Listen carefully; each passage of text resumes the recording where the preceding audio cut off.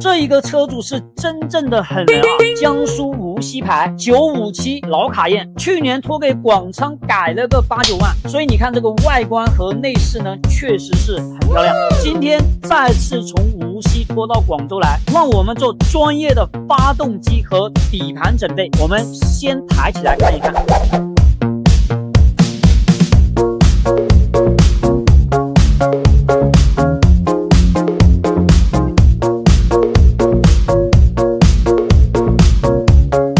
这台车是做过底盘整备的，你看这些全车的前后刹车盘、刹车片都是刚刚更换，上下的摆臂也更换了。但是为什么这台车车主还是会觉得底盘很傻？包括我昨天去试车的时候呢，每次过减速带后面就是空空的那种响声，因为前面那个修理厂只是换了这些简单的配件。但是要做底盘的深度整备呢，我们来看一下，这是我们拆下来的四方架，这4个胶套都已经严重的老化和开裂了。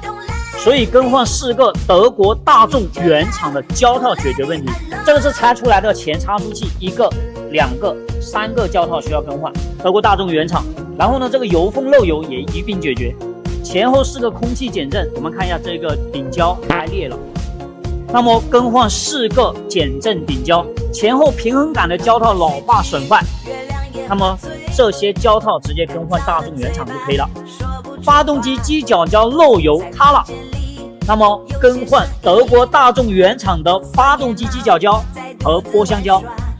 这2个东西叫做3元催化，已经失效了。更换2个主果板，高品质的3元催化。那么排气管垫大众原厂，还有一根氧传感器坏了，